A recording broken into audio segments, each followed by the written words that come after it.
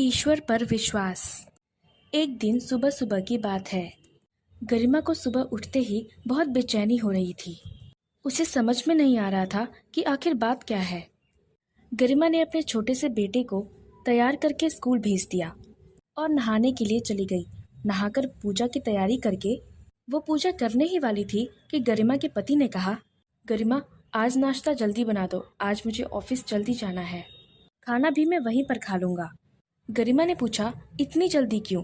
गरिमा के पति विकास ने बोला कि आज ऑफिस में एक ज़रूरी मीटिंग है। यह कहकर गरिमा का पति तैयार होने चला गया। अब पहले से ही गरिमा को बहुत बेचैनी हो रही थी। बड़े ही अनमने मन से गरिमा ने नाश्ता बनाया। नाश्ता लेकर विकास ऑफिस के लिए निकल गया। जल्दी से गरिमा पूजा घर की ओर भागी। पूजा घर में थे गरिमा के सबसे अच्छे दोस्त कान्हा जी।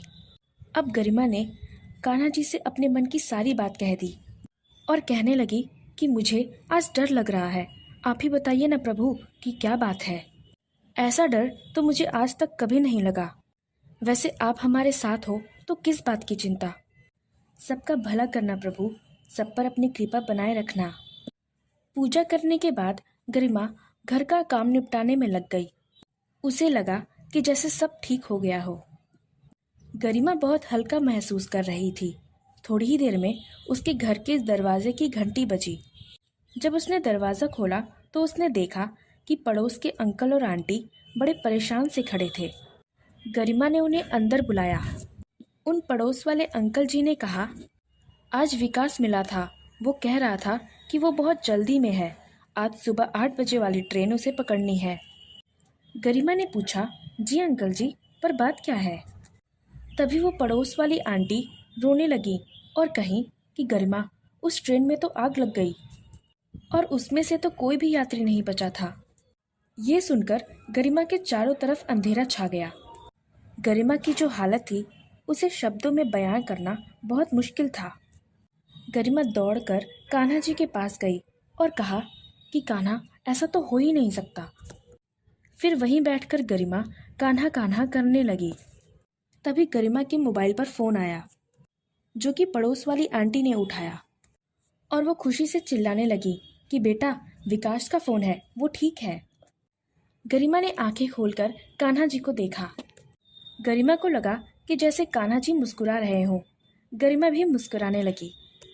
जब विकास की आवाज़ गरिमा के कानों में पड़ी तब जाके उसे तसल्ली मिली। शाम को जब विकास घर वापस आया तो आंटी और अंकल भी वहीं पर थे। थोड़ी देर में उन पड़ोस वाले अंकल ने विकास से पूछा, क्या हुआ बेटा, तुम ट्रेन में गए नहीं थे क्या? विकास ने कहा, नहीं अंकल जी, बस यही मोड़ पर मुझे एक सुंदर सा लड़का मिल गया था। वो मेरे साथ साथ चल रहा था। मैंने पूछा कि तुम कहाँ रहते हो? पहले तो तुम्हें कभी नहीं देखा। वो कहने लगा कि मैं यहीं तो रहता हूँ। आप कहाँ रहते हो? तो मैंने उसे बताया कि मैं इस बिल्डिंग में रहता हूँ। मैंने उसे ऑफिस का पता भी बताया तो उस लड़के ने कहा कि वो मेरे ऑफिस के पास ही जा रहा है, लेकिन टैक्सी से। और उस लड़के ने मुझसे कहा कि आप भी मेरे साथ क्यों नहीं चलते। मैंने उससे कहा कि धन्यवाद, लेकिन मैं ट्रेन से जाता हूँ। लेकिन वो लड़का जिद करने लगा, कहने लगा कि अगर आप मेरे साथ चलेंगे तो मुझे बहुत अच्छा लगेगा। वैसे भी टैक्सी तो जा ही रही है, तो मैंने भी सोचा कि चलो ठीक है, आज टैक्सी से ही सही, कम से कम मैं ट्रेन के धक्का मुक्की से तो बच जाऊंगा। और हम लोगों ने टैक्सी कर ली। विकास ने गरिमा को देखकर कहा कि गरिमा, पता नहीं क्या जादू था उस लड़के में, बस मैं खींचा चला गया। बहुत ही प्यारा लड़का था, आज जैसा मुझे पहले कभी नहीं लगा। ये सुनकर गरिमा कान्हा की ओर भागी। गरिमा के सबसे अच्छे मित्र उसके भगवान कान्हा ने आज उसके पति का जान बचा लिया था। भक्ति में बहुत शक्ति है। जिसका मन अच्छा और कर्म अच्छा हो वही भगवान का सच्चा भक्त होता है। और जो किसी भी हाल में भगवान पर से अपना विश्वास कम नहीं करता, ऐसे ही लोगों पर भगवान की कृपा हमेशा बनी रहती है। बस ज़रूरत है कि हर एक परिस्थिति में विश्वास बनाए रखने की।